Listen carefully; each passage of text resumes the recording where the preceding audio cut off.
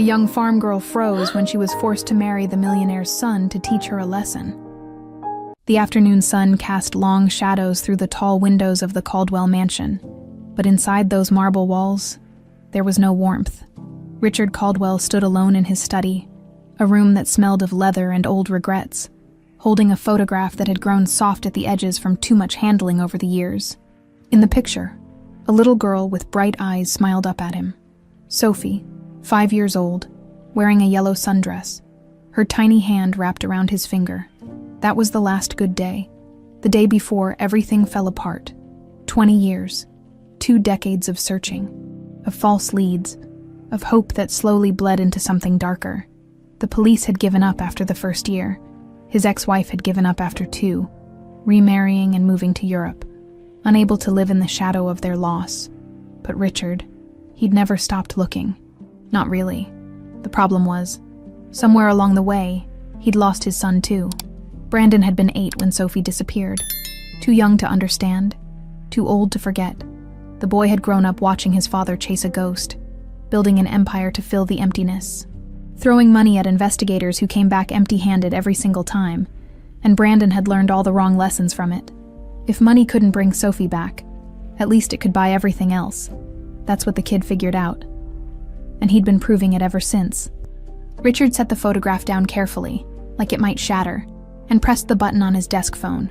Send Brandon in. 3 minutes passed, then 5. Richard wasn't surprised. Making people wait was Brandon's signature move these days. A petty little power play that would have been funny if it wasn't so damn sad. When the door finally swung open, Brandon strolled in like he owned the place. Which, technically, he would someday, if Richard didn't strangle him first. You rang. Brandon's tone was light, mocking. He dropped into the leather chair across from the desk without being asked. One leg crossed over the other, looking every bit the spoiled rich kid he'd become. At 28, he had his mother's sharp features and Richard's dark eyes, but there was something hollow behind them, something that partying and spending couldn't quite cover up. We need to talk. We're talking. Richard bit back the sharp response that wanted to come out. Getting angry wouldn't help. He'd tried that 100 times before. Instead, he leaned back in his chair and studied his son, really looked at him. The expensive watch, the designer clothes, the carefully styled hair, all of it bought with money Brandon hadn't earned, living a life he hadn't built. You're getting married. The words hung in the air like smoke. Brandon's smirk faltered for just a second before sliding back into place. That's hilarious. Who's the lucky girl? One of your country club friend's daughters. Maybe that senator's niece you keep bringing up at dinner. No. Richard's voice was steady, final. You're going to marry a girl from the countryside, a farm girl, someone who knows what it means to work, to build something with her own hands. Maybe then you'll learn what money can't teach you. The smirk disappeared completely now. Brandon sat forward, his expression shifting from amused to confused to something close to angry. You're joking. Do I look like I'm joking? Dad, what the hell? Her name is Emily Harper, Richard continued, pulling a thin folder from his desk drawer. He slid it across the polished wood. 25 years old, grew up on a small farm about 300 miles from here. She's been taking care of the land since she was a teenager, supporting an elderly woman who raised her. They're drowning in debt, medical bills mostly. Brandon didn't touch the folder. He just stared at it like it was a snake. You've lost your mind. Maybe I have. Richard stood up, walking to the window. Outside, the estate stretched out like a kingdom.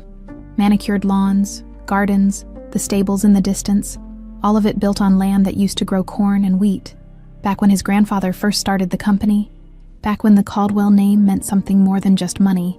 You think I don't see what you've become, Richard said quietly, his back still to his son.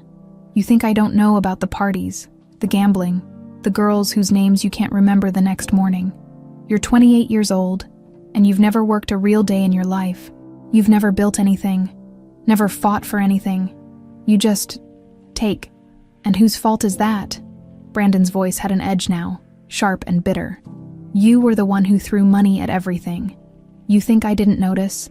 Every time I wanted your attention, you bought me something instead. Every time I screwed up, you paid someone to fix it. You made me this way, Dad. Don't act surprised now." The words hit harder than Richard wanted to admit, because there was truth in them. Uncomfortable, ugly truth. "You're right," Richard said, turning around. "I failed you after Sophie. I didn't know how to be a father anymore. I was so busy trying to find her, trying to fix what I'd broken, that I let you slip through my fingers too." He paused, his voice rougher now. "But I'm not failing you again. This is your last chance, Brandon. Marry this girl, learn from her, become the man I should have taught you to be. Or what?" Brandon stood up, his hands clenched. "You'll cut me off, disown me, go ahead. I'll be fine." "No, you won't." Richard's voice was sad, not angry. "You'll burn through whatever you have in 6 months. And then what? You don't know how to do anything, son. You never learned. You'll end up bitter and broken, blaming everyone but yourself. Is that really what you want?" Brandon opened his mouth, closed it. For the first time in years, he looked uncertain, young. "This isn't a punishment," Richard said more softly. "It's a chance. Meet her. Get to know her. Maybe you'll surprise yourself. And if I say no..." Richard picked up the photograph of Sophie, held it for a moment, then set it down. "Then you walk out that door and you don't come back. No more trust fund, no more job at the company, no more Caldwell name on your credit cards. You'll be on your own, completely, and I think we both know how that ends." The silence stretched between them like a canyon. Finally, Brandon grabbed the folder off the desk. He didn't open it. "When?" 2 weeks, she'll arrive next Monday." Brandon let out a bitter laugh. "You've already arranged everything, of course you have." He headed for the door, then stopped. Looking back, "Did you ever think that maybe I needed you more than I needed your money? Did that ever cross your mind?" Then he was gone, the door clicking shut behind him, leaving Richard alone with his ghosts and his regrets, 300 miles away. Emily Harper wiped the sweat from her forehead and looked out over the cornfield. The sun was setting, painting everything gold and orange, the way it always did this time of year. It was beautiful, in a way that made her chest ache. This land was all she knew. Every row of corn, every fence post, every stone in the creek bed. She'd mapped it all in her mind over 20 years. Miss Rose had found her on the road when she was 5, dirty and crying and alone, and had taken her in without asking questions. This farm, this simple life, had saved her. Now it was dying. Emily heard the truck before she saw it, an expensive rumble that didn't belong on their dirt road. She shaded her eyes, watching as a black SUV pulled up to the farmhouse. 2 men in suits got out. Her heart sank. "Miss Harper," the taller one called out. Emily set down her basket of corn and walked toward them, her boots kicking up dust. "That's me. We're here on behalf of Richard Caldwell. He'd like to make you a proposal." Emily's stomach twisted. She'd heard that name before. Everyone had. The Caldwell family owned half the agricultural land in the state. They were the kind of rich that didn't feel real. What kind of proposal? The man pulled out an envelope, thick and official looking. "It's all explained in here. But the short version is this. Mr. Caldwell's son needs a wife. You fit the requirements. In exchange for marrying him, all of your debts will be cleared. Medical bills, property taxes, everything. You'll be financially secure for life." Emily felt like she'd been slapped. "You're joking." "We're not. I don't even know his son. I don't know any of you people. You don't have to love him," the man said plainly. "You just have to marry him. Think of it as a business arrangement." Emily wanted to laugh or scream, or maybe both. "Get off my property. Miss Harper." I said get out. They left. But the envelope stayed behind, sitting on the porch railing like a snake in the grass. That night, Miss Rose got worse.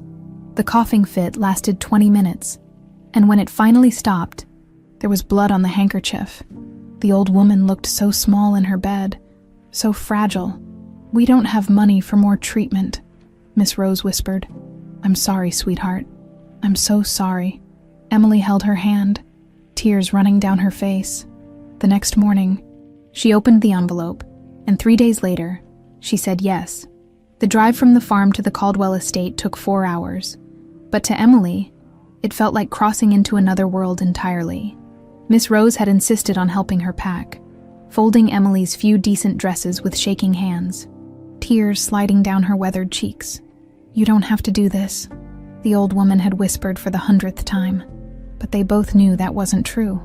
Now, sitting in the back of the town car Richard had sent, Emily watched the landscape change through the tinted windows. The flat farmland gradually gave way to rolling hills, then to manicured suburbs, and finally to something that looked more like a movie set than a place where real people lived. The Caldwell mansion rose up behind iron gates like a monument to excess. White marble columns, perfectly trimmed hedges, a fountain in the circular driveway that probably cost more than Emily's entire farm. She felt her chest tighten. The driver opened her door. "Miss Harper." Emily stepped out, clutching her single suitcase, battered brown leather that had been Miss Rose's decades ago. She wore her best dress, a simple cotton thing in pale blue that suddenly felt impossibly cheap. The afternoon sun was hot on her shoulders, but she felt cold all over. A woman in a crisp black suit approached, her smile professionally polite. "Miss Harper." "Welcome.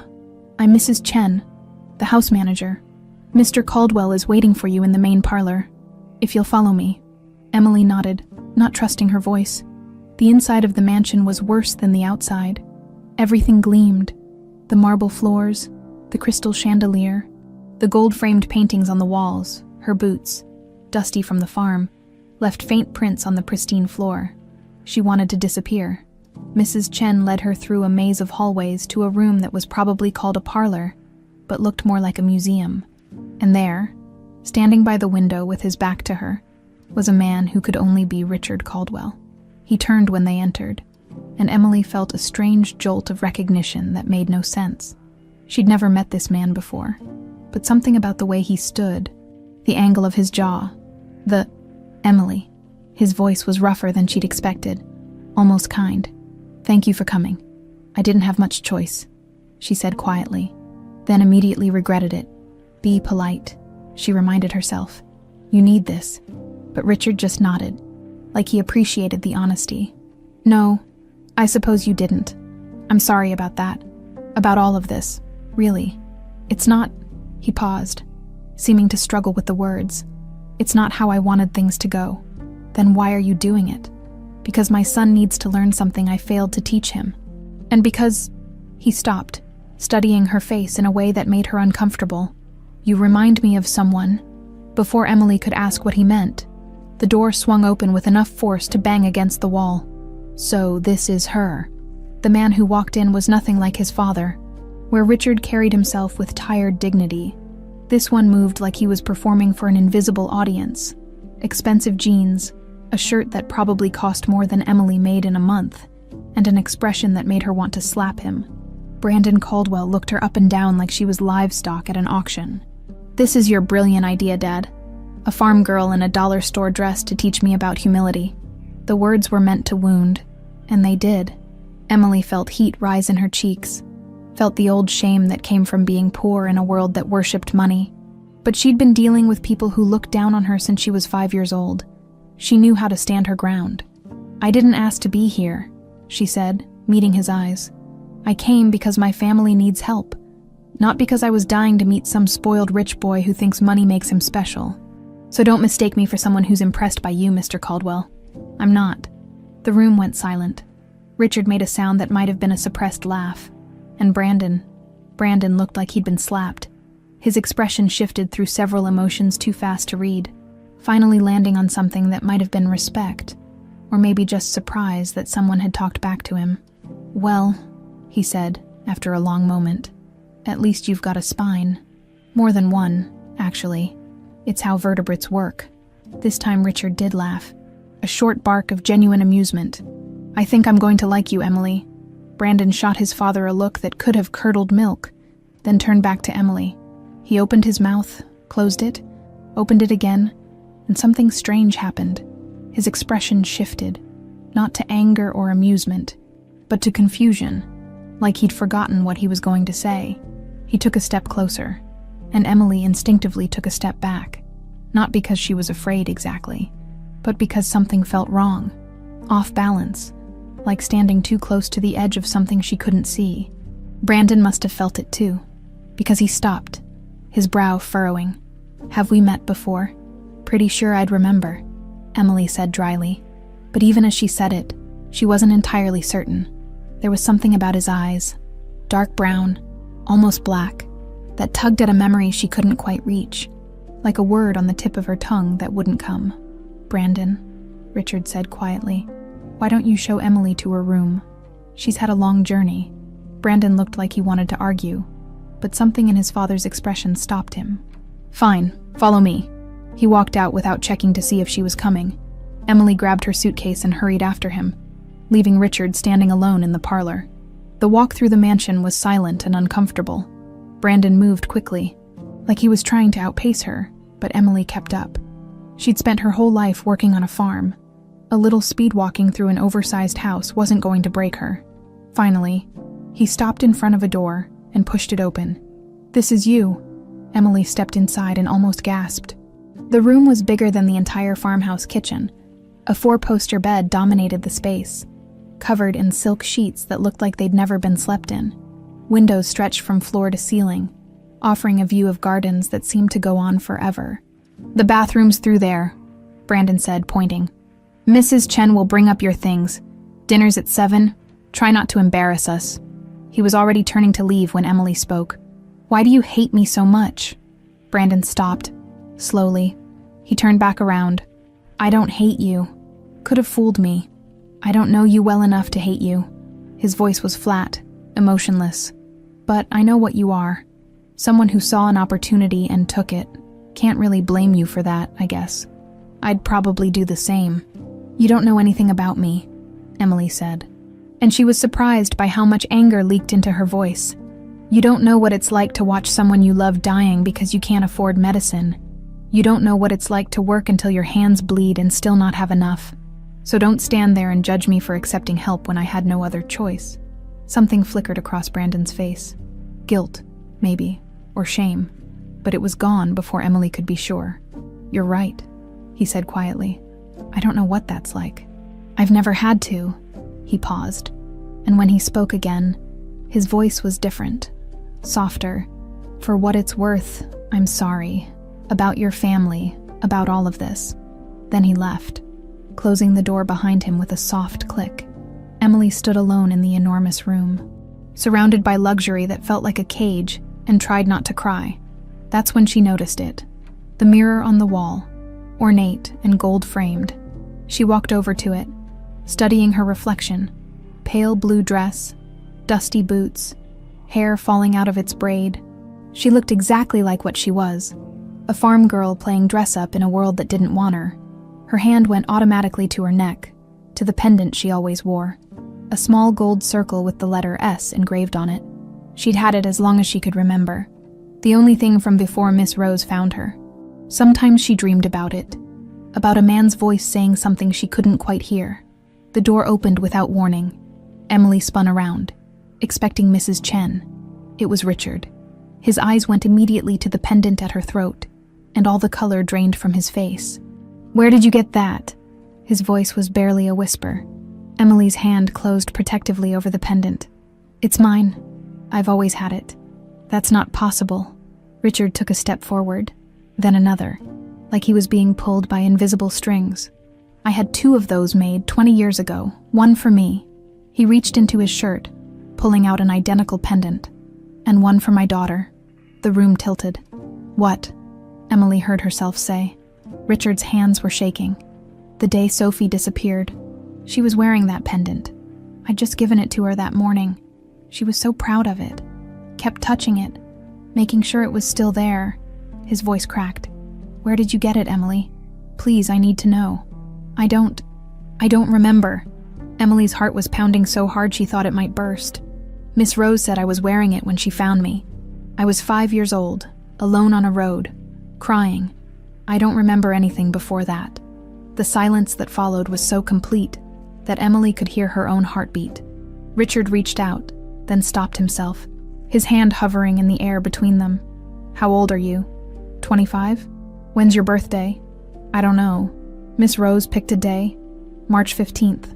Sophie's birthday," Richard whispered, "was March 12th. Emily felt like the floor had disappeared beneath her. This couldn't be happening. This was insane.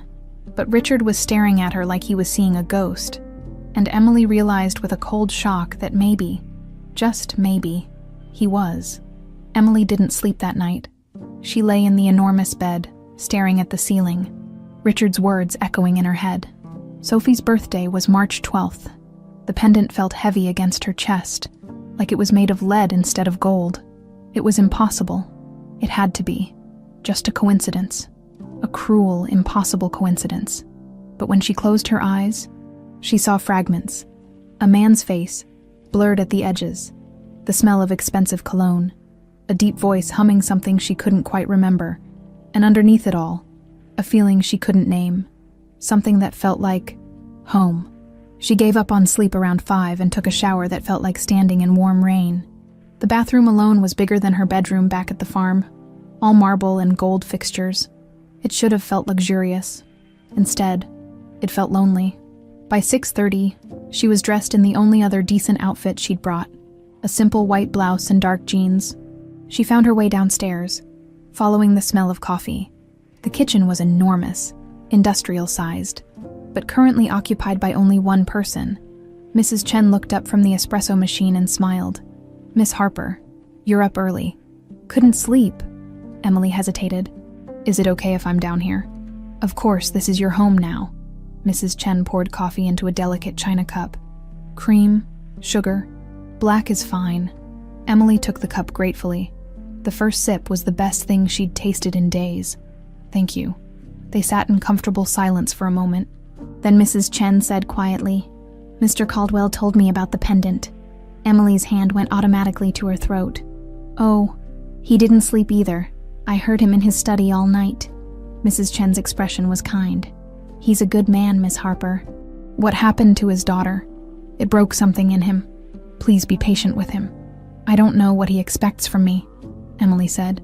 "I'm not her. Even if..." She couldn't finish the sentence. It felt too big, too impossible. "Maybe not. But maybe you're exactly who this family needs." Before Emily could ask what that meant, Brandon walked in. He stopped when he saw her, and for just a second, that same confused expression crossed his face, like he was trying to remember something just out of reach. Then it was gone, replaced by his usual mask of bored indifference. "You're up early," he said, heading straight for the coffee. "Farm habit. We don't sleep in past sunrise." "Sounds exhausting." He took his coffee and leaned against the counter, studying her. "So, my father told you about the pendant." It wasn't a question. Emily nodded.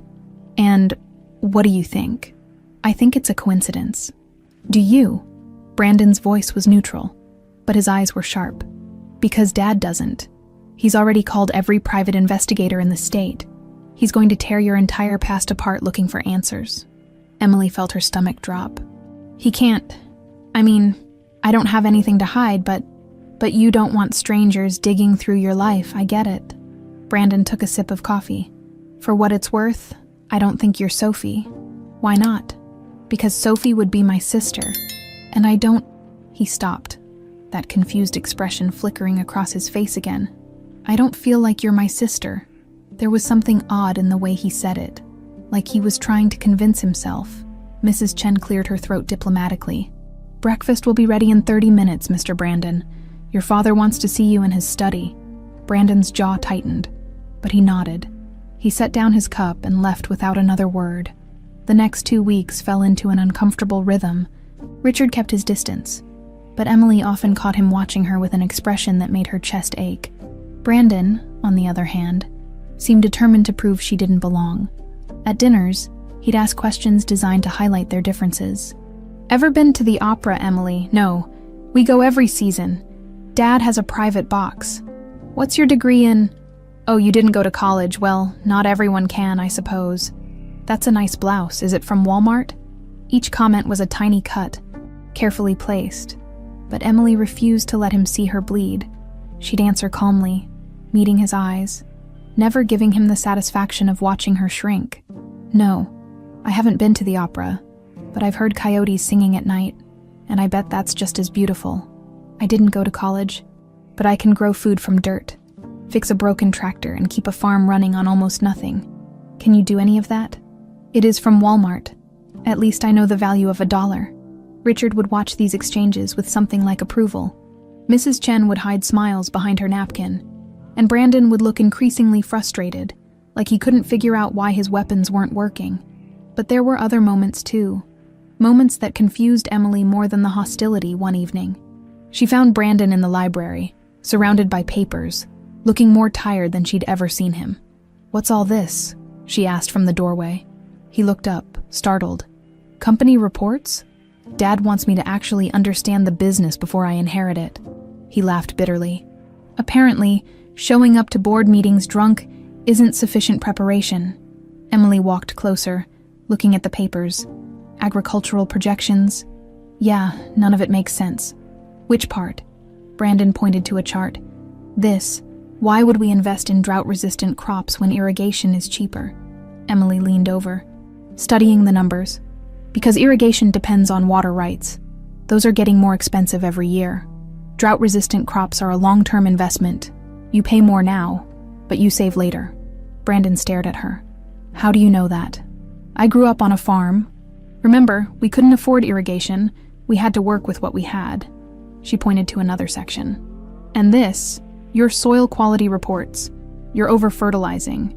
That'll kill your yields in 3 years. We have agricultural consultants who... Your consultants are selling you fertilizer. Of course they say you need more. Emily straightened up. Look, I don't know anything about running a company, but I know farming. And this is wasteful. Something shifted in Brandon's expression. Not gratitude exactly, but respect. Real respect. Would you... He hesitated. Would you look at the rest of these? Tell me what else we're doing wrong. Emily considered him for a long moment. Then she pulled up a chair. Sure. They worked until past midnight. Emily pointed out inefficiencies, explained techniques she'd learned from Miss Rose, suggested alternatives. Brandon listened, actually listened, taking notes and asking intelligent questions. Around 11, he ordered pizza, because I can't think on an empty stomach. And they ate straight from the box. Papers spread around them like confetti. You know, Brandon said through a mouthful of pepperoni. You're not what I expected. What did you expect? I don't know. Someone desperate, I guess. Someone who'd act grateful and submissive because we're paying off your debts. He wiped his hands on a napkin. But you're not like that. You don't act like you owe us anything. I don't owe you anything, Emily said. Your father made a deal. I'm holding up my end. That doesn't mean I have to pretend to be someone I'm not. Most people would. I'm not most people. Brandon smiled. A real smile. Not his usual smirk. Yeah, I'm starting to figure that out. It was the first genuinely pleasant evening Emily had spent in the mansion. When she finally went to bed, she felt something unfamiliar, hope that maybe this wouldn't be completely unbearable. But that night, the dreams came back. She was small, holding someone's hand. A man's hand, large and warm. They were in a store. Bright lights, lots of people, music playing from speakers overhead. The man was singing along, his voice off-key but happy. Then his hand was gone. She was alone, surrounded by tall aisles that seemed to stretch forever. People moving past her, not seeing her. She called out, "Daddy! Daddy!" But her voice was too small, swallowed by the noise. Someone grabbed her hand, not the right hand. This one was cold, pulling her toward the exit. She tried to pull away, tried to scream, but Emily woke up gasping, tears streaming down her face. The pendant at her throat felt burning hot, like it was trying to tell her something, in his study. Richard Caldwell stared at a photo from a security camera, the last image ever captured of his daughter, Sophie, 5 years old, standing in a supermarket, looking back over her shoulder, looking for him. And in his room, Brandon lay awake, staring at the ceiling, unable to shake the feeling that he'd known Emily his entire life, that somehow, impossibly, she'd always been there, just out of reach. Richard Caldwell stood in his study at 3 a.m, a glass of whiskey untouched on his desk, staring at 2 photographs side by side.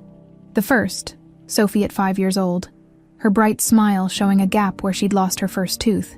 The second, a candid shot of Emily from dinner last week, laughing at something Mrs. Chen had said. The resemblance was impossible to ignore. The angle of the jaw, the way her eyes crinkled at the corners, even the way she held her head when she was thinking, slightly tilted, like she was listening to something no one else could hear. Richard had spent 20 years chasing ghosts. He'd followed leads that went nowhere, hired investigators who found nothing, clung to hope even when everyone told him to let go. He'd become an expert at recognizing false hope, at protecting himself from the devastating crash that followed every dead end. But this felt different. He picked up his phone and dialed a number he hadn't called in 3 years. Dawson Investigations. Marcus, it's Richard Caldwell. A pause. Richard, it's been a while. I need you to investigate someone discreetly. Who? A young woman named Emily Harper, 25 years old. I need everything. Birth records, adoption papers if they exist, DNA analysis, and Marcus. No one can know about this, not even her. Another pause. Longer this time. You think you found her. It wasn't a question. Marcus Dawson had been the lead investigator on Sophie's case for the first 5 years. He knew Richard's voice, knew what hope sounded like wrapped in fear. I don't know what I found, Richard said quietly. That's what I need you to tell me. I'll start immediately. Richard hung up and looked at the photographs again. Then he did something he'd sworn he'd never do. He opened Emily's bedroom door while she slept and carefully lifted a hairbrush from her nightstand. 3 strands of hair. That's all Marcus would need. As Richard closed the door behind him, he felt like a thief, but he couldn't ask her directly. Couldn't bear to see hope bloom in her eyes only to crush it if he was wrong. Better to know first. Better to be sure. He didn't see the figure watching from the end of the hallway. Victoria Caldwell had always been a light sleeper. It came from years of staying alert, of making sure she was always one step ahead of her brother in the family business. So when she heard Richard's study door open at 3 a.m, she was already awake. She watched him slip into Emily's room, watched him emerge with something in his hand, watched him return to his study with the careful movements of someone carrying something precious. Victoria's stomach turned to ice. She'd seen the way Richard looked at Emily, had noticed the pendant, that damned pendant. From the first day, she'd told herself it was paranoia, that Richard was seeing what he wanted to see because he couldn't let go of the past. But now he was investigating, which meant he believed it was possible, which meant Victoria's entire world was about to come crashing down. She retreated to her own room, her mind racing. 20 years. She'd spent 20 years building her position in the Caldwell empire, consolidating power while Richard was distracted by grief. She was CFO now, controlled the finances, had her fingers in every decision that mattered. If Sophie came back, if Emily was Sophie, all of that disappeared. Richard would give her everything. The prodigal daughter returned, the lost princess reclaiming her throne. Brandon would still inherit his share, but Victoria would be relegated to the sidelines, just like she'd been their entire childhood. Always second, always less important, always watching from the shadows while Golden Sophie got all the attention, all the love.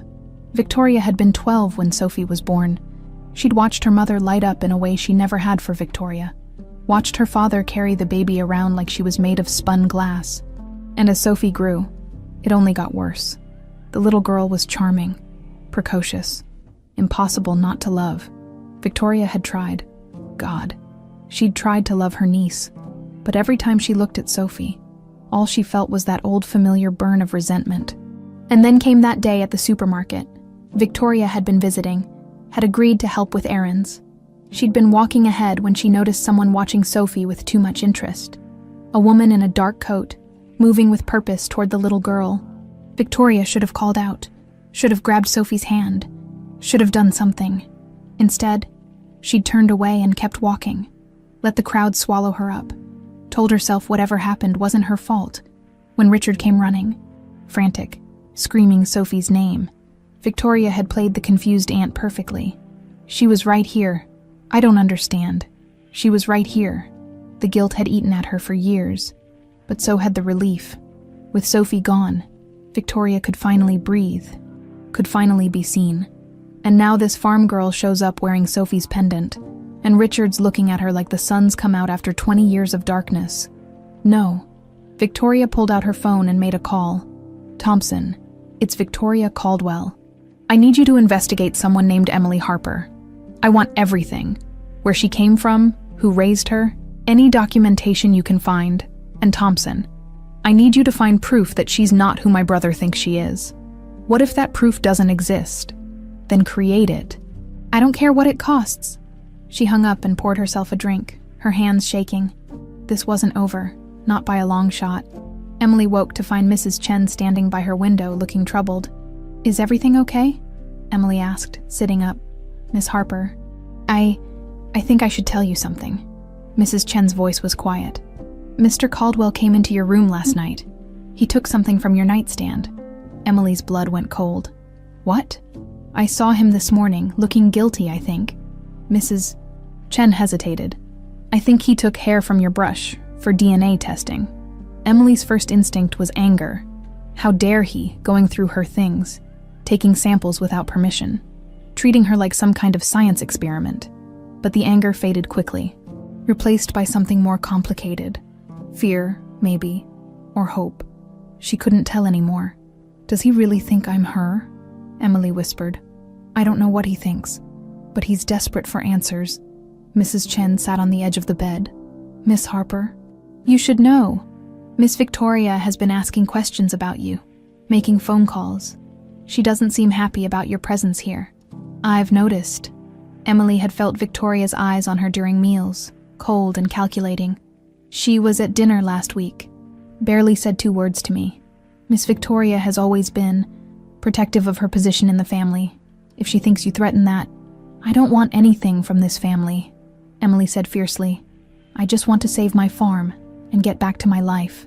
But even as she said it, she knew it wasn't entirely true, because part of her, a part she didn't want to acknowledge, wanted to know the truth about that pendant, about the dreams that were getting stronger every night, about why she felt so strange in this house, like she was remembering something she'd never known. Be careful, Mrs. Chen said softly. The truth might not be what you expect, and not everyone will be happy when it comes out. After Mrs. Chen left, Emily sat alone, thinking. Then she made a decision. She found Brandon in the garage, working on a vintage car that clearly hadn't run in years. I need your help, she said. He looked up, grease on his hands, surprised. With what? Your father is investigating me behind my back, and your aunt doesn't want me here. I need to know what's really going on, and I need someone on my side. Brandon wiped his hands on a rag, studying her. Why me? Because you're the only person in this house who doesn't have a hidden agenda. You don't want me here, but you're honest about it. That's more than I can say for anyone else. Something like respect flickered in Brandon's eyes. What do you want to know? Everything? About Sophie? About what happened? About why your father thinks I might be her? Brandon was quiet for a long moment. Then he nodded. Okay, but this stays between us. Deal. They went to the library, and Brandon pulled out a box from a locked cabinet. Inside were newspaper clippings, police reports, photographs, the entire history of Sophie Caldwell's disappearance. As Emily read through them, her hands began to shake, because the more she learned, the more familiar it all felt. The supermarket, the crowd, the moment of separation. She'd dreamed it all, every single detail. Brandon, she whispered. I think your father might be right. Brandon stared at Emily like she'd just announced she was from Mars. What do you mean, you think he's right? Emily's hands trembled as she held a newspaper clipping from 20 years ago. The headline read, Caldwell heiress vanishes from supermarket. Below it was a grainy security photo of a little girl in a yellow sundress. This, Emily whispered, pointing to the image. I've seen this, in my dreams. The bright lights, the music playing overhead, the rows of cereal boxes taller than I was. I thought they were just nightmares, but her voice broke. What if they're memories? Brandon took the clipping from her hands, studying it. He'd seen this photo 1,000 times growing up, framed in his father's study like a shrine. But looking at it now, with Emily sitting next to him, the resemblance was undeniable. That doesn't prove anything, he said, but his voice lacked conviction. Lots of kids went missing from supermarkets back then, and dreams aren't evidence. Then explain the pendant. Explain why I was found alone on a road when I was 5, with no memory of anything before that. Explain why. Emily stopped, pressing her hand to her chest. Explain why this house feels familiar. Why sometimes I walk down a hallway and know what's around the corner before I see it. Brandon set the clipping down carefully. You're scared. Of course I'm scared. Emily stood up, pacing. If I'm Sophie, then my entire life is a lie. Emily Harper doesn't exist. The farm, Miss Rose, everything I thought I knew about myself, it all becomes something else, something stolen. And if you're not Sophie, Emily stopped pacing, then I'm just some random girl who happens to look like your father's dead daughter, and I'm giving him false hope that's going to destroy him when the truth comes out. She looked at Brandon, her eyes wet. Either way, people get hurt. Brandon understood that feeling better than she knew. He'd spent his whole life watching his father chase ghosts, watching hope die a little more with each failed lead. The idea of putting Richard through that again made his stomach turn. But there was something else bothering him, something he'd been trying to ignore for weeks. Can I ask you something? Brandon said quietly. Sure. Do you feel it? When we're in the same room? Emily's eyes widened slightly. Feel what? Like there's a wall between us. Like something's preventing. He struggled for the words. My father wants us to get married. And you're not unattractive, smart, definitely funny when you're not mad at me. But every time I think about you that way, something in my brain just stops. Like trying to walk through a door that's locked. Emily sat back down slowly. I thought I was the only one. You feel it too. Yes. And it's been driving me crazy because I can't explain it. She looked at him directly. What if that's why? What if we can't? Because we're not supposed to. The implications hung in the air between them. If they were siblings, that wall made perfect sense. Some deep, instinctive part of their brains recognizing something their conscious minds didn't know. We need answers, Brandon said finally. Real answers. Not whatever investigation my father's running behind your back, and definitely not whatever my aunt's planning. What do you mean? Whatever your aunt's planning. Brandon stood up, walking to the window. Victoria's always been ambitious. When Sophie disappeared, she stepped into the power vacuum, took over more and more of the company while Dad was distracted. Now she's CFO, controls all the money, has a say in every major decision. He turned back to Emily. If you're really Sophie, she loses all of that. Dad will hand you the keys to the kingdom. I don't want the keys to any kingdom, Emily said firmly. I want to save my farm and figure out who I am. I believe you. But Victoria won't. She's going to come after you. And she's not going to play fair. Emily thought about Mrs. Chen's warning, about the cold way Victoria had looked at her during dinner. So what do? We investigate ourselves. Find the truth before either of them can manipulate it. Brandon pulled out his phone. I know people. Private investigators who owe me favors from back when I was paying them to keep my screw-ups out of the tabloids. We'll start with Miss Rose. Find out exactly where and how she found you. Miss Rose doesn't remember much. She was already older when she took me in. Then we find other records. Hospital visits, social services, anything official that might tell us where you came from. Brandon's expression was determined in a way Emily had never seen before. My father's investigator will focus on DNA and matching records. Victoria's people will focus on discrediting you. But us, we're going to focus on the truth wherever it leads. Emily studied him. Why are you helping me? Honestly, I don't know. Brandon sat back down, running his hand through his hair. Maybe because you're the first person in years who's treated me like a human being instead of a wallet. Maybe because I'm tired of watching my father torture himself. Or maybe, he paused, maybe because some part of me already knows you're my sister, and I'm trying to protect you before Victoria tears you apart. Something warm bloomed in Emily's chest. Not attraction. That wall was still there, solid and unmovable. But something else. Something that felt like family. Thank you, she said softly. Don't thank me yet. This is going to get messy.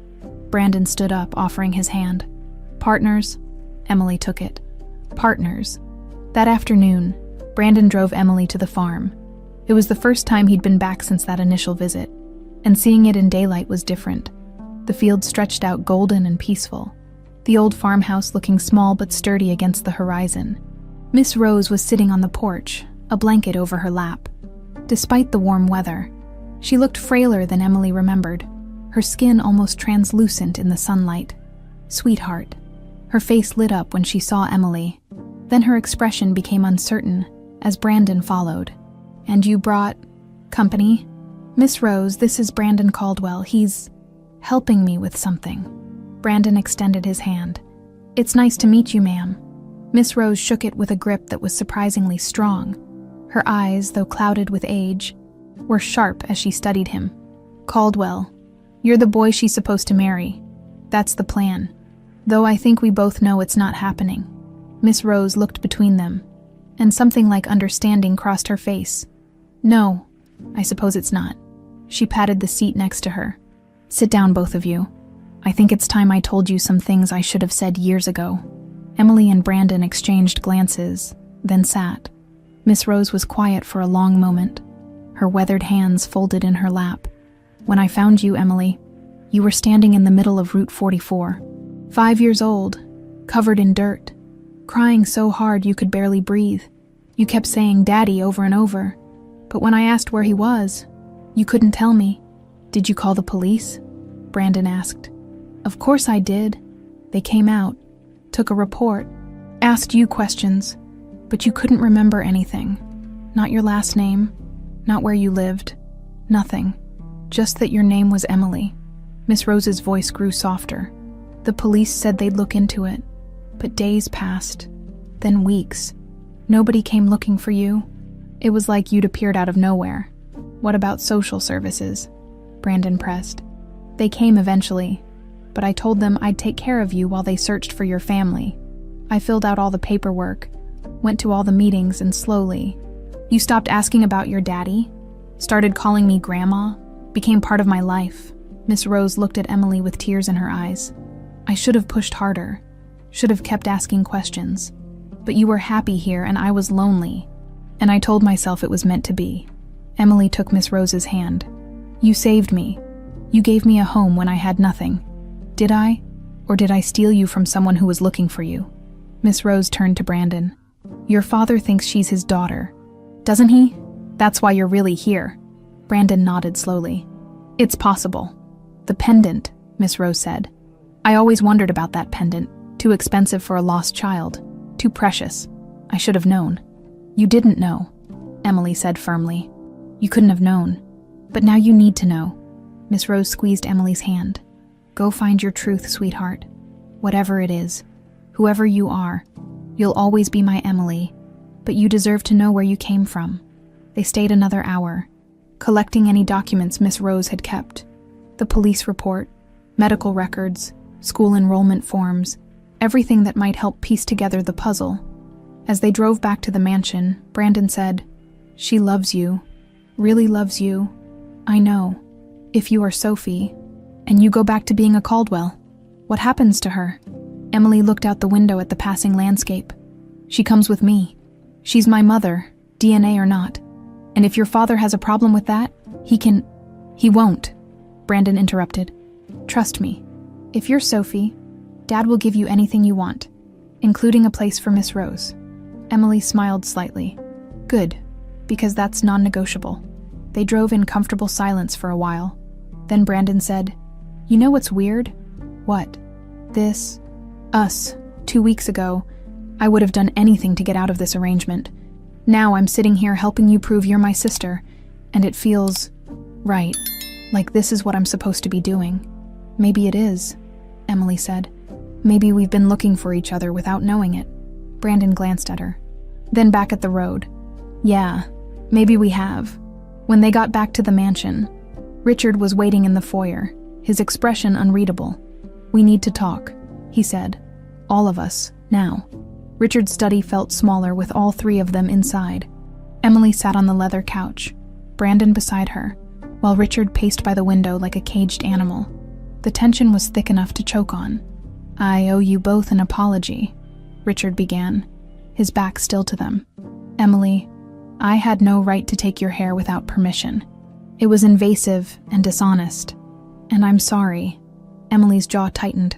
You could have just asked me. I know, but I was afraid. Richard finally turned around, and Emily was shocked to see tears in his eyes. I've spent 20 years chasing false leads. Every time I got my hopes up, they were crushed. I couldn't..." His voice broke. "I couldn't bear to see hope in your eyes, and then have to destroy it if I was wrong." Brandon leaned forward. "So what did you find?" Richard walked to his desk and pulled out a manila folder. His hands shook as he opened it. "The preliminary DNA results came back this morning. They're not conclusive yet. We need more comprehensive testing.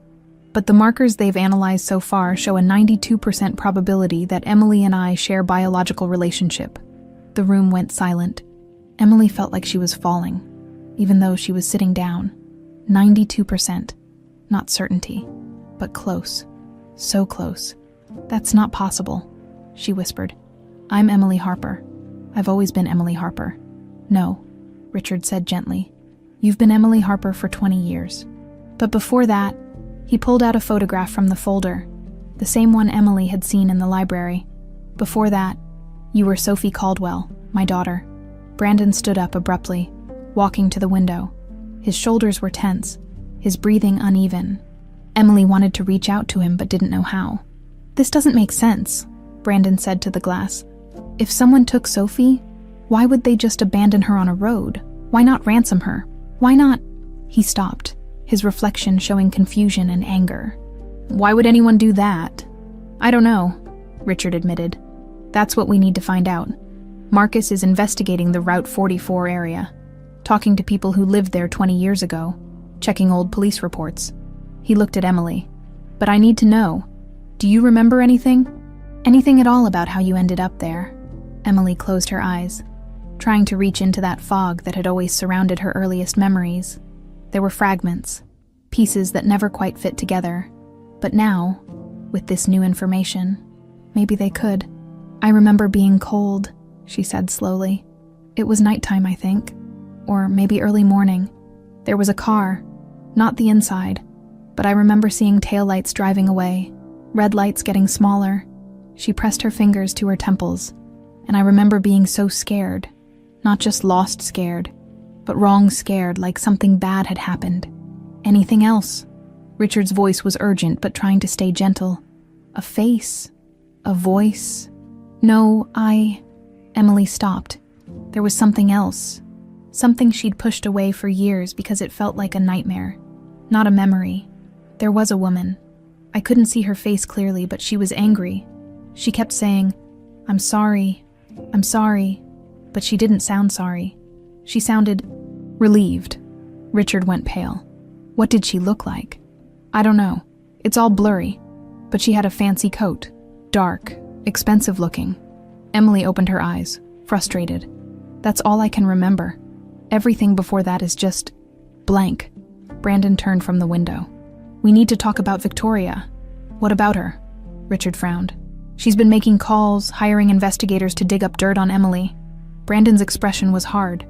"Mrs. Chen heard her on the phone talking about proving Emily's not Sophie. She's terrified of what this means for her position in the company." Richard's face went from pale to red. "She's doing what?" "Think about it, Dad. Victoria was there that day at the supermarket. She was supposed to be watching Sophie while you paid for groceries." Brandon's voice was careful, like he was approaching something dangerous. "What if it wasn't an accident? What if Victoria—" "Stop." Richard's voice was sharp. "I know my sister has her flaws, but she couldn't." But even as he said it, doubt crept into his expression. Could she? Emily thought about the woman in her fragmented memory, the expensive coat, the voice saying, "I'm sorry," without meaning it. Victoria always wore expensive coats. Victoria had been there that day. "We need to confront her," Brandon said. "No." Richard held up his hand. "Not yet. If Victoria was involved, confronting her now will just give her time to cover her tracks. We need more evidence first." "Then what do we do?" Emily asked. Richard looked at her for a long moment, and she saw something shift in his expression. Not just hope this time, but recognition, like he was really seeing her, past the surface, to something deeper. "We help you remember," he said softly. "The human brain doesn't forget, Emily. The memories are there, locked away. We just need to find the key." That night, Emily couldn't sleep again. But this time, she didn't fight the dreams. She let them come, reaching into the darkness of her own mind. searching for the truth. The supermarket took shape around her, vivid and real. She was small, everything towering above her.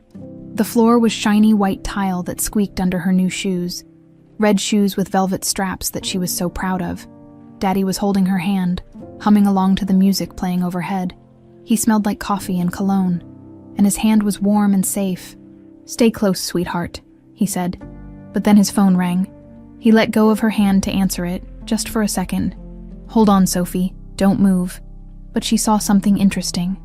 A display of toys at the end of the aisle, just a few steps away. She'd only look and come right back. She walked toward the display, reaching for a stuffed elephant with big ears.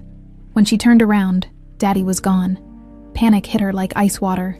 "Daddy! Daddy!" People moved past her, tall and fast, and not seeing her. She tried to find him, turning in circles, everything looking the same. Her heart pounded so hard it hurt. Then a hand grabbed hers. Relief flooded through her. "Daddy." But it wasn't Daddy. It was Aunt Victoria. "Come on," Victoria said, her voice tight and strange. "Let's go find your father." But they didn't go find Daddy. They went out a different door, into the parking lot where the air was cold and smelled like gasoline. Victoria's hand was too tight, pulling her along too fast. "Aunt Victoria, you're hurting me." "I'm sorry," Victoria said. But she didn't sound sorry. She sounded scared and angry. "I'm so sorry, Sophie, but I can't. I just can't." They reached a car, and Victoria opened the back door. "Get in. I want Daddy. Your father doesn't—" Victoria stopped, her face twisting. "Just get in the car." Sophie started to cry. She tried to pull away, but Victoria was too strong. She practically shoved Sophie into the back seat and closed the door. They drove for a long time. Sophie cried until her throat hurt, until her eyes were swollen, until she couldn't cry anymore. Victoria didn't say anything, just kept driving, her hands white-knuckled on the steering wheel. Finally, they stopped. It was dark now, the sun long gone. Victoria opened the door and pulled Sophie out. They were on a road, empty fields on both sides. No houses, no lights, nothing. "I'm sorry," Victoria said again, and this time there were tears on her face. "I can't keep you. I thought I could, but I can't. Someone will find you. Someone good. Someone better than—" She stopped, backing toward the car. "I'm sorry, Sophie. I'm so sorry." Then she was in the car, driving away. The taillights got smaller and smaller until they disappeared completely, and Sophie stood alone on Route 44, crying for a daddy who couldn't hear her. Emily woke up screaming. Brandon burst through her door, followed seconds later by Mrs. Chen and Richard. They found her sitting up in bed, tears streaming down her face, her whole body shaking. "She took me," Emily gasped. "Victoria took me. She drove me out there and left me. It was her. It was always her." Richard's face went white, then red, then white again. His hands clenched into fists. Brandon sat on the edge of her bed. "You remember everything. The supermarket, the parking lot, the drive." She was crying, but she did it anyway. "She left me there like I was garbage she needed to throw away." Emily looked at Richard and saw her own horror reflected in his eyes. "Your sister stole 20 years from us." Richard's voice was barely a whisper. "Where is she?" "In the guest wing," Mrs. Chen said quietly. "She arrived this evening while you were in your study. Said she wanted to check in on things. More like check on whether her secrets are still buried," Brandon said darkly. Richard stood up, and Emily had never seen such cold fury on anyone's face. "Brandon, call the police, Mrs. Chen. Make sure Victoria doesn't leave, Emily." He looked at her, and his expression softened. "I'm so sorry. I'm so sorry I didn't protect you." "It wasn't your fault," Emily said, but her voice shook. "Yes, it was. I let go of your hand. And my sister—" He couldn't finish. "I'll make this right. I promise you, Sophie. I'll make this right." It was the first time he'd called her Sophie instead of Emily, and somehow it felt right. The formal dining room of the Caldwell mansion had hosted countless business dinners, charity galas, and family gatherings over the years, but it had never felt quite like this, charged with an electricity that made the air itself seem dangerous. Richard had insisted on doing this properly, not in the middle of the night with accusations flying and emotions raw. But the next evening, with witnesses present and everything documented, he'd invited the family lawyer, Marcus Dawson, the investigator, and deliberately told Victoria it was a family dinner to discuss Emily's future. Victoria arrived exactly on time, dressed immaculately in a gray suit that probably cost more than most people's cars. She kissed Richard's cheek, nodded politely to Brandon, and looked at Emily with an expression that was carefully neutral. "Emily, how lovely to see you again," Victoria said, her voice smooth as silk. "I hope you're settling in well." Emily felt Brandon tense beside her. She wanted to scream, to throw her wine glass, to demand answers. But Richard had asked her to wait, to let him handle this properly, and she owed him that much. "Please, everyone sit," Richard said, his voice giving nothing away. They took their seats around the long mahogany table. Mrs. Chen served the first course, a delicate soup that Emily couldn't have tasted if her life depended on it. The conversation was painfully polite, almost surreal given what was about to happen. "So, Richard," Victoria said, dabbing her mouth with a napkin, "what did you want to discuss about Emily's future? Have you and Brandon set a wedding date?" "There won't be a wedding," Richard said quietly. Victoria's eyebrows rose. "Oh, has the arrangement fallen through? I suppose it was rather unconventional to begin with." "The arrangement has changed, because new information has come to light." Richard set down his spoon with deliberate care. "Emily, would you mind showing Victoria your pendant?" Emily's hand went to her throat, pulling out the gold circle with the letter S. She watched Victoria's face carefully, for just a fraction of a second, so quick that someone who wasn't looking for it might have missed it. Victoria's mask slipped. Pure terror flashed across her features before she got it under control. "That's a lovely piece," Victoria said, but her voice had changed, tighter. "Family heirloom." "In a way," Richard said. "I had 2 of them made 20 years ago. One for me." He pulled out his own pendant, "and one for my daughter Sophie, the day she disappeared. She was wearing hers." The silence that followed was absolute. Victoria's hand trembled as she reached for her water glass. "Richard, what are you implying?" "I'm not implying anything. I'm telling you that DNA tests confirm with 92% certainty that Emily Harper is Sophie Caldwell. My daughter, your niece." Richard's voice was steady, but Emily could hear the rage beneath it, carefully controlled.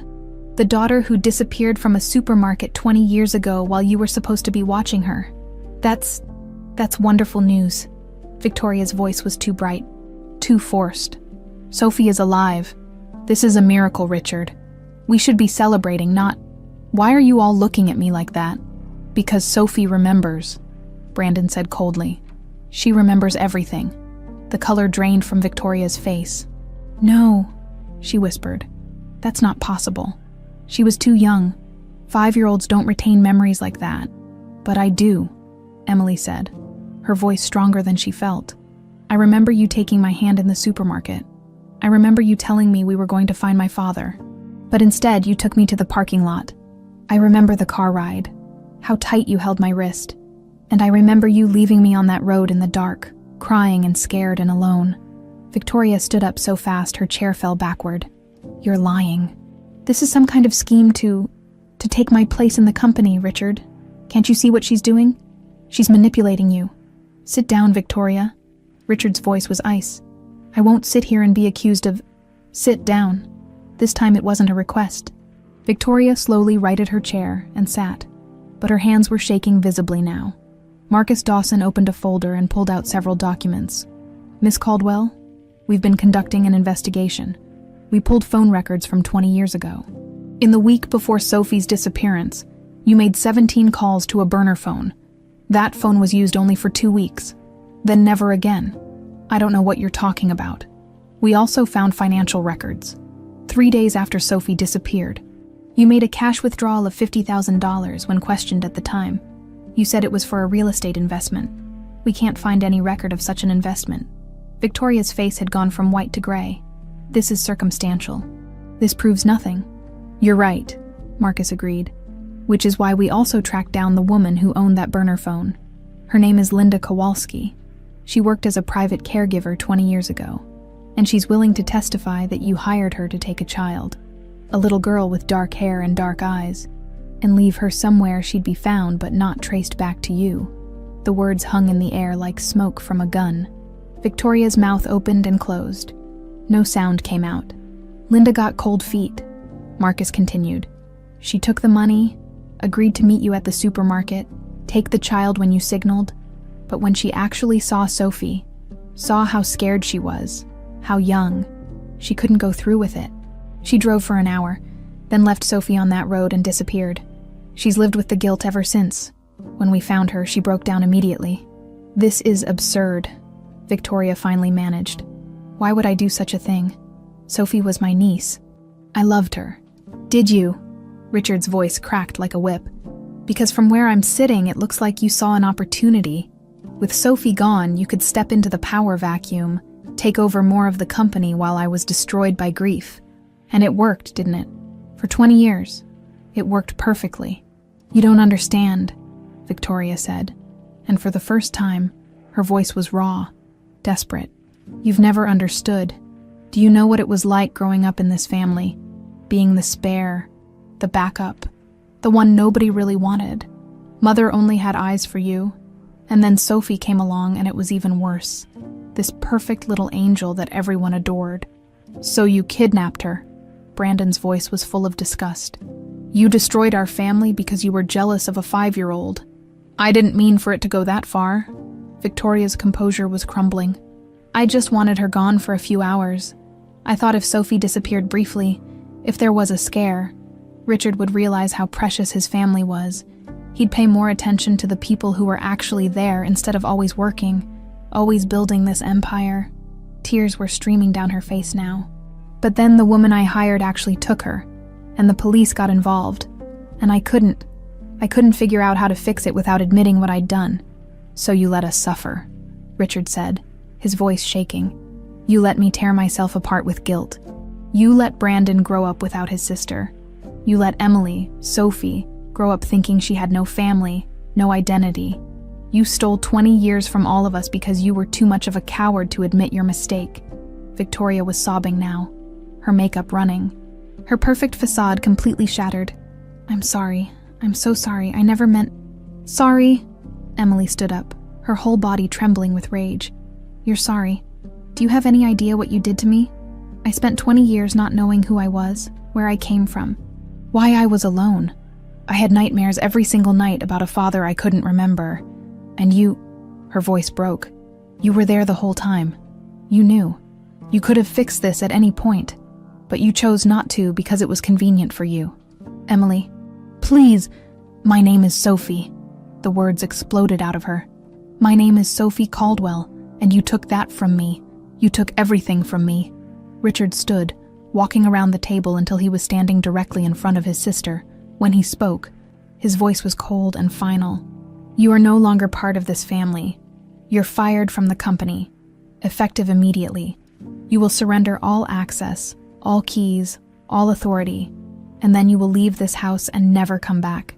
Richard, please, the only reason I'm not having you arrested right now is because Sophie asked me not to. She said she didn't want our family's pain to become public entertainment. But make no mistake, if you ever try to contact any of us again, if you ever try to defend yourself or justify what you did, I will personally make sure you spend the rest of your life in prison. Do you understand me? Victoria looked around the table, desperate, searching for an ally. But Brandon looked at her with pure disgust. Emily with betrayed rage. Mrs. Chen, standing by the door, with disappointment. Even the lawyer and investigator looked at her like she was something that had crawled out from under a rock. I understand, Victoria whispered. Then get out of my house. Victoria stood on shaking legs and walked toward the door. As she passed Emily, she stopped.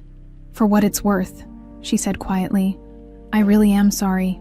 I was young and stupid and jealous, and I made a choice that destroyed everything, if I could take it back. But you can't, Emily said. So save your apologies. They mean nothing. Victoria nodded once and left. The door closed behind her with a soft click that sounded like the end of an era. For a long moment, nobody moved.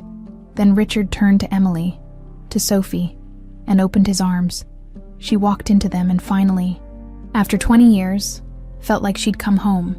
The days following Victoria's exile passed in a blur of emotions that Sophie couldn't begin to untangle. She'd started thinking of herself as Sophie now, though Emily still felt like part of her identity, a piece she wasn't ready to let go of completely. Richard had given her space, but she could feel him watching her constantly, like he was afraid she'd disappear again if he looked away.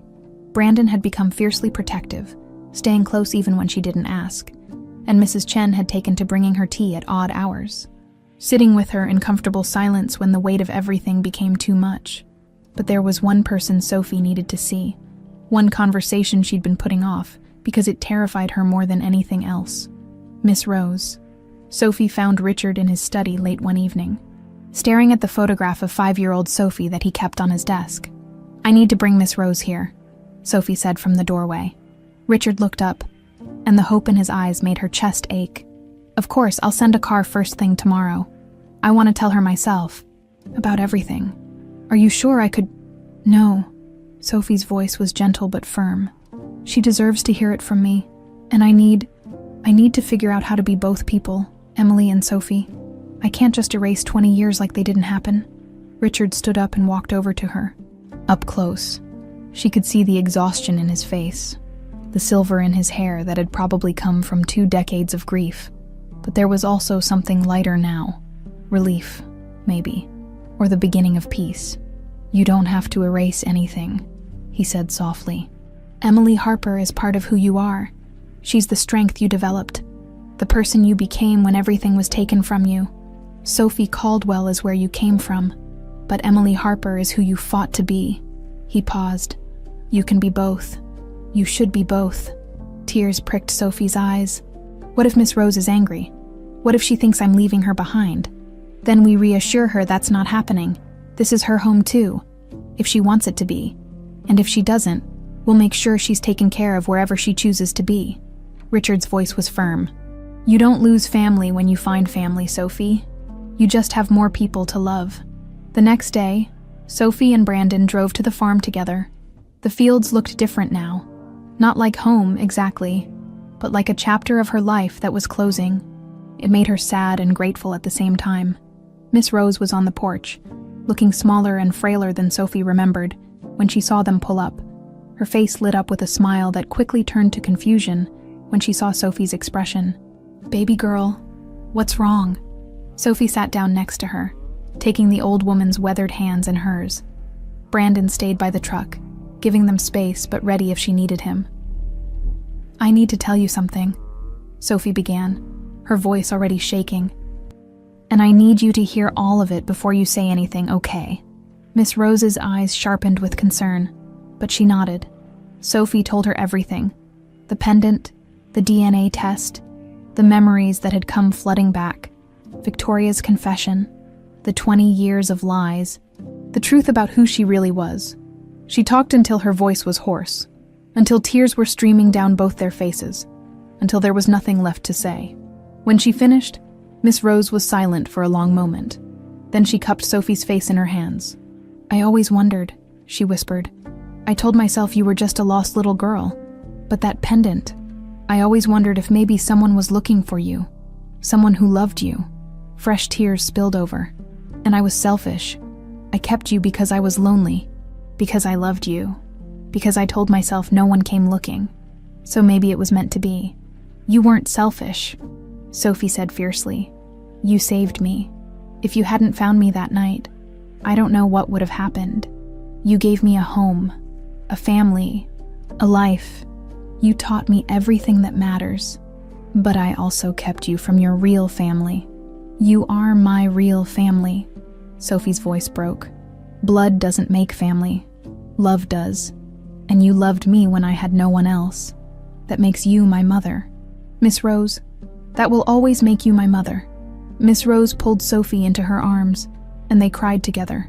For the years lost, for the truth found, for the complicated mess of grief and joy that came with both. Finally, Miss Rose pulled back, wiping her eyes. "So what happens now? Now you come home with me, to the mansion. Richard wants you there. He says you're part of the family now. We can set up a room for you, get you better medical care, whatever you need. I'm not a charity case. Miss Rose said with a hint of her old stubbornness. "I know, you're my mother, and I want you with me." Sophie squeezed her hands. "Please, let me take care of you the way you took care of me." Miss Rose looked past Sophie to where Brandon was leaning against the truck. "And that boy, the one you were supposed to marry, he's my brother," Sophie said. And saying it out loud felt both strange and right. "We figured it out before things got complicated." Miss Rose let out a shaky laugh. "Lord have mercy. This family is a mess. Pretty much." "All right then." Miss Rose stood up with Sophie's help. "Let's go home." Both our homes. Back at the mansion, the full weight of everything finally crashed down on Sophie. She'd been holding it together for days. For Richard, for Brandon, for Miss Rose. But alone in her room that night, the dam finally broke. She collapsed on her bed, sobbing so hard she couldn't breathe. 20 years. 20 years of not knowing, of feeling incomplete, of searching for something she couldn't name. And now that she'd found it, she didn't know how to process it all. There was a soft knock on her door. Before she could answer, Brandon slipped inside. "Hey," he said quietly, sitting on the edge of her bed. "I heard you crying." "I'm fine," Sophie lied through her tears. "No, you're not. And that's okay." Brandon hesitated, then awkwardly patted her shoulder. "You don't have to be fine. This is huge. You're allowed to fall apart." Sophie sat up, wiping her face. "I don't know who I am anymore. I spent my whole life being Emily Harper, and now I'm supposed to be Sophie Caldwell, but I don't know how to be her. I don't remember being her. So, don't try to be her. Be you, the person you are right now with all the pieces put together." Brandon's voice was unusually gentle. "You're not replacing Emily with Sophie. You're just adding context, adding history. But what if I mess it up? What if I can't be the daughter Dad needs? What if I disappoint everyone? Then you'll mess up and disappoint people. That's what family does." Brandon smiled slightly. "Trust me, I'm an expert at disappointing Dad. But he loves me anyway, and he'll love you anyway too. No matter what." Sophie looked at her brother, her actual brother, which still felt surreal, and felt something shift inside her. "When did you get wise?" "About 2 weeks ago when a farm girl showed up and called me out on all my crap." Brandon's smile widened. "You changed me, you know. Made me want to be better. And I didn't even know you were my sister then. I think some part of you knew. Some part of both of us." "Yeah, maybe." Brandon stood up. "Get some sleep. Tomorrow's going to be another weird day in the ongoing saga of the incredibly dysfunctional Caldwell family." "Brandon?" "Yeah. Thank you. For being here. For believing me. You're my sister," he said simply. "Where else would I be?" After he left, Sophie lay in the dark, thinking about everything that had happened. She thought about Victoria, whose jealousy had destroyed so many lives. She thought about Richard, who'd never stopped searching. She thought about Miss Rose, who'd loved her without question. And she thought about Brandon, who'd somehow become her closest ally. She pulled out the pendant and held it in the moonlight. The S gleamed softly. Sophie, Emily, both names, both identities, both real. Maybe Richard was right. Maybe she didn't have to choose. Maybe she could be both. The farm girl who knew the value of hard work, and the heiress who'd been born into privilege. The lost child and the found daughter. The survivor and the beloved. For the first time since the truth came out, Sophie felt something other than confusion and fear. She felt whole. In the morning, she'd start figuring out what that meant. She'd learn to navigate her new life, rebuild relationships, forge new ones. She'd honor both the woman who raised her and the father who never stopped looking. But tonight, she just let herself feel it. The grief for what was lost. The joy for what was found. The strange, beautiful mess of being both Emily and Sophie. And for the first time in 20 years, she fell asleep without nightmares. 3 weeks after Victoria's exile, the Caldwell mansion felt different. Not lighter, exactly. The weight of 20 years couldn't evaporate overnight, but warmer somehow, like a house that had been holding its breath for too long was finally learning to breathe again. Miss Rose had settled into a suite on the second floor, near Sophie's room. The old woman had been hesitant at first, uncomfortable with the luxury, but Sophie had insisted, within days. Miss Rose had somehow made the sterile guest room feel like home. Quilts on the bed, plants on the windowsill, the smell of her lavender sachets filling the air. Richard visited her every morning, bringing coffee and sitting with her for an hour. At first, the conversations were awkward. Two people who loved the same person trying to figure out how to love each other. But gradually, they found common ground. Stories about Sophie, both as the little girl Richard remembered and the young woman Miss Rose had raised. She used to hate bedtime, Miss Rose told him one morning, her eyes distant with memory. Would fight me tooth and nail every night. Said there was too much to do, too much to see, didn't want to miss a single moment. Richard smiled, a real smile that reached his eyes. Sophie was the same way. We'd read 3 books, sing 5 songs, get glasses of water, anything to stay awake just a little longer. His voice caught. I used to get frustrated, thought she was being difficult. Now I'd give anything for one more bedtime battle. You'll have them again, Miss Rose said gently. Maybe not bedtime battles, but moments, new memories. That's what matters now. Making new memories instead of mourning the old ones. Richard took her hand. This woman who'd done what he couldn't, kept his daughter safe. Thank you for everything you did for her, for loving her when she had no one. She was easy to love, Miss Rose said simply. Still is. Brandon had thrown himself into the company with an intensity that surprised everyone, especially Richard. He arrived early, stayed late, asked intelligent questions, and actually implemented the suggestions Sophie had made about sustainable farming practices. One afternoon, Sophie found him in the library, surrounded by agricultural reports and looking genuinely excited about crop rotation strategies. Who are you and what did you do with my brother? She teased. Brandon looked up, grinning. Funny, but seriously, look at this. He pulled her over to show her a proposal he'd been working on. What if we converted 20% of our land to educational farms? Places where kids from the city could come learn where food actually comes from, get their hands dirty, see the work that goes into it. Sophie read through the proposal, impressed. This is really good, Brandon. Yeah, he looked almost shy, which was bizarre on someone who'd spent years projecting nothing but arrogance. I was thinking we could name the first one after Miss Rose, the Rose Harper Educational Farm, since she taught you everything about working the land. Sophie felt tears prick her eyes. She'd love that. I know I was a spoiled ass, Brandon said quietly. I know I wasted years of my life being useless, but you, finding you, getting to know you, it made me want to be better, made me want to deserve being your brother. You already deserve it, Sophie said, bumping his shoulder with hers. You stood by me when you didn't have to. You helped me find the truth even when it was scary. That's what brothers do. Brandon looked at her for a long moment. I missed out on so much. 20 years of having a sister. He stopped, his voice thick. I'm sorry. I know it's not my fault. But I'm sorry anyway. Sorry I wasn't there when you were growing up. Sorry I didn't protect you. Hey, Sophie made him look at her. You're protecting me now. You're here now. That's what matters. They sat in comfortable silence for a while, the kind of easy quiet that only comes with family. Then Brandon said, Do you ever think about Victoria? Sophie had been trying not to, but the truth was, she thought about her aunt every day. Sometimes I'm still angry. Probably will be for a long time. Me too. But also, Brandon struggled with the words. I feel kind of sad for her. She spent 20 years building a life on a lie, and it all came crashing down. She lost everything. Family, career, respect. That has to be its own kind of hell. Are you saying we should forgive her? No, I don't think I can do that. Not yet. Maybe not ever. Brandon looked at the papers in front of him. But I'm saying maybe we can understand why she did it without excusing what she did. She was jealous and petty and made a terrible choice. But she's also lived with that choice for 20 years. That's a long time to carry guilt.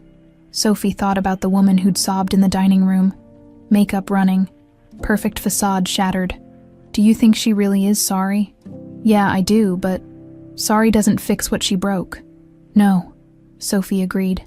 It doesn't. That evening, Richard called a family meeting. Sophie, Brandon, Miss Rose, and Mrs. Chen gathered in the living room, a space that had probably never been used for anything this informal before. I've been doing a lot of thinking, Richard began, standing by the fireplace, about this family, about the company, about the future, and I've made some decisions I want to share with you. Everyone leaned forward. First, I'm stepping back from daily operations, not retiring completely, but delegating more. Brandon, I'm making you Executive Vice President. You've earned it these past few weeks. You'll work directly with me, learn the business inside and out, and eventually take over when you're ready. Brandon looked stunned. Dad, thank you. I won't let you down. I know you won't. You're not the same person you were a month ago. None of us are. Richard turned to Sophie. Sophie, I want you to have options. You can come work for the company if you want, or you can pursue something else entirely. The farm, college, whatever you choose. But regardless, you'll receive your full share of everything. The trust that was set up for you when you were born. All of it. You're a Caldwell, and you deserve everything that comes with that. Sophie felt overwhelmed. I don't know what I want yet. That's okay. You have time to figure it out. But there's something else. Richard pulled out a document. I've established a foundation in your name. The Sophie Caldwell Foundation for Missing Children. It'll fund investigations, support families, and work with law enforcement to bring children home. Everything I learned searching for you, all the resources I have now, we're going to use them to help other families avoid 20 years of not knowing. Sophie couldn't speak. Tears rolled down her cheeks as the meaning of it sank in. Her pain, her loss, turned into something that could help others. That's beautiful, Miss Rose said softly. There's one more thing, Richard said, and his voice was uncertain now. I've been in contact with Victoria. The room went cold. Dad. What? Brandon started. Just listen, please. Richard held up his hand. She called me yesterday. She's going through intensive therapy, trying to deal with what she did and why she did it. She's not asking for forgiveness. She knows that's not something she can have right now. Maybe not ever. But she wanted me to know that she's setting up a trust in Sophie's name. Everything she has left, and it's substantial, is going to Sophie, all of it. I don't want her money, Sophie said immediately. I know, but she's not doing it for you to forgive her. She's doing it because it's the only thing she can do. The only way she can make even a small attempt at restitution. Richard looked at Sophie carefully. What you do with that money is entirely up to you. Use it. Donate it. Burn it. Your choice. But I wanted you to know. Sophie thought about it. About Victoria. Alone somewhere. Trying to make amends for something that could never truly be made right. About the little girl who'd grown up in the shadow of her older brother. Who'd made a terrible choice and lost everything. Put it in the foundation, Sophie said finally. The Missing Children's Foundation. Use her money to help find other kids, to bring other families back together. That feels right? Richard's eyes shone with pride. That feels perfect. Miss Rose reached over and took Sophie's hand. Brandon put his arm around her shoulders. Mrs. Chen, standing by the door, wiped her eyes with a handkerchief. I have one more thing to say, Richard continued. This family has been broken for 20 years. We've all been walking around with pieces missing, trying to function while incomplete. But now, he looked around the room, at each of them. Now we have a chance to build something new, not to replace what we lost, but to create something different, something stronger because of what we survived. I'd like that, Sophie said. A new family, one that includes everyone who loves each other, blood or not. To new beginnings, Brandon said, raising his glass of water in a toast. To new beginnings, they all echoed. That night, Sophie stood at her window, looking out over the estate that was now her home. The farm would always be part of her. That land had shaped who she was. But this place, with these people, was where she belonged now. She thought about forgiveness, about how it wasn't something you gave all at once, but something you worked toward. Maybe someday she'd be able to fully forgive Victoria. Maybe not, but she could at least try to understand, and maybe that was enough for now. Behind her, there was a soft knock. Richard stood in the doorway. Can't sleep? He asked. Just thinking. He came to stand beside her at the window. About what? About how strange life is. A month ago, I was Emily Harper, farm girl with no past. Now I'm Sophie Caldwell, with more past than I know what to do with." She looked at him, "But also about how grateful I am. For Miss Rose, for Brandon, for you, for all of it, even the hard parts." Richard put his arm around her shoulders, and Sophie leaned into him, feeling safe in a way she couldn't remember ever feeling before. "Welcome home, Sophie," he said softly. "Welcome home." 6 months later, the autumn sun cast golden light across the fields that stretched behind the old farmhouse. The property looked different now, restored, revitalized, but still recognizably the place where Emily Harper had grown into the woman she'd become. The sign at the entrance read, "The Rose Harper Educational Farm, a Sophie Caldwell Foundation initiative." Sophie stood on the newly rebuilt porch, watching as a school bus pulled up the dirt road. 20 excited children poured out, their voices carrying on the crisp October air. This was the third group this week. City kids who'd never seen where their food came from, who thought milk came from cartons and vegetables from grocery stores. Brandon came up beside her, clipboard in hand, looking every bit the professional executive he'd become. But there was still that hint of mischief in his eyes when he smiled at her. "Ready for round 3? He asked. "Born ready," Sophie replied, pulling on her work gloves. They'd done this dance dozens of times now. Brandon handled the business side, logistics, scheduling, budgets, while Sophie taught the kids about soil and seeds and the patience required to grow something real. Together, they made a good team. Miss Sophie, a little girl from the previous week's group ran up, her mother trailing behind. "I planted the seeds you gave me and something's growing, look." She thrust out her phone, showing a photo of tiny green shoots emerging from a pot. Sophie knelt down to the girl's level. "That's amazing, Maria. You did that. You made something grow. Can I come back next week? Please." "Absolutely, we're always happy to have good farmers here." As Maria and her mother headed toward the barn for the tour, Sophie felt a hand on her shoulder. Miss Rose, moving slowly but steadily with her new cane, smiled at her. "She reminds me of you," the old woman said. "That same determination, that same light. You taught me that light," Sophie said, linking her arm through Miss Rose's. "Everything good about me, you put there. Nonsense. It was always in you. I just gave it room to grow." Miss Rose looked around the farm, her eyes misty. "Your mother would be so proud. Both your mothers. The one who gave you life and the one who gave you her heart."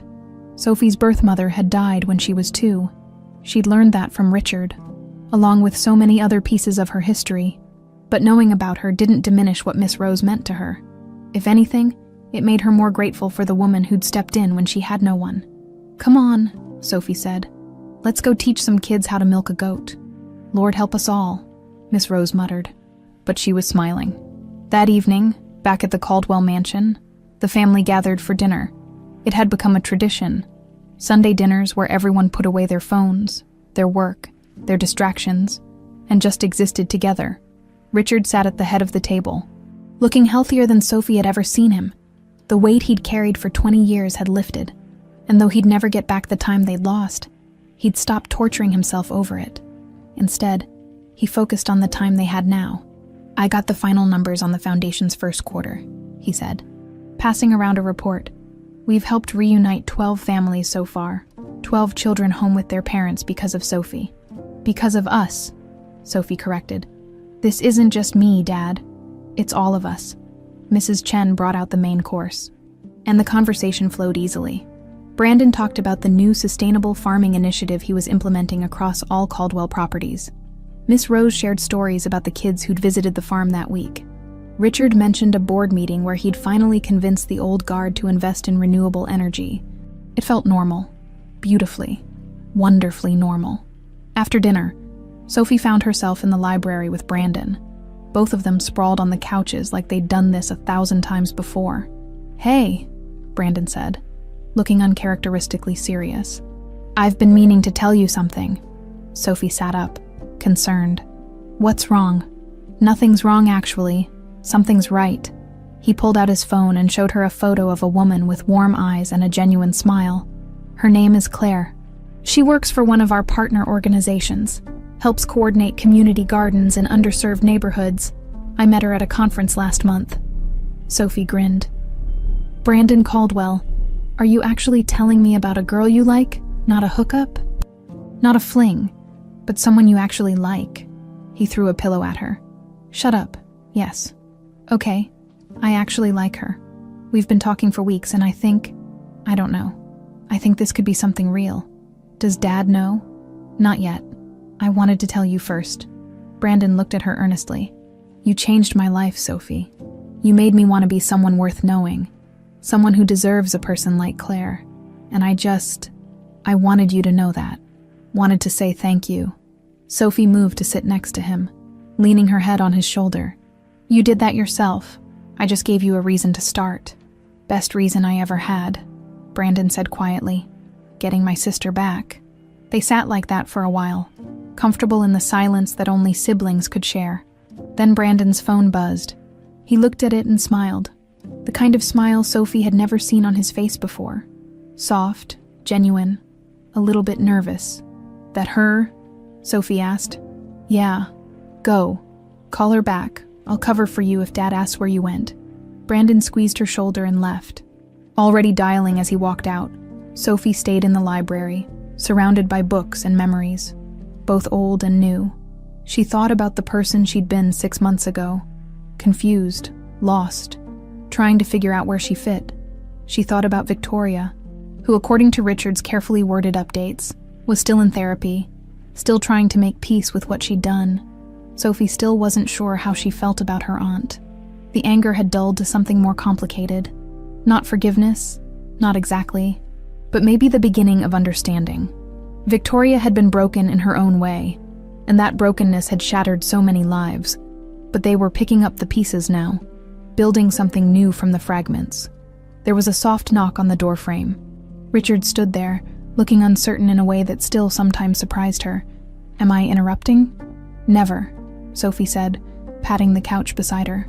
Richard sat down, and for a moment, he just looked at her, really looked at her, like he was memorizing every detail. What? Sophie asked, self-conscious. His voice caught. I'm just so grateful you're here, that you're real. Some mornings I still wake up afraid this has all been a dream. It's real, Dad. I'm real. We're real. I know. But after 20 years of hoping and failing, it's hard to trust it sometimes. He took her hand. Your mother. Your birth mother. She would have loved you so much. Would have been so proud of the woman you've become. I wish you could have known her. Tell me about her, Sophie said.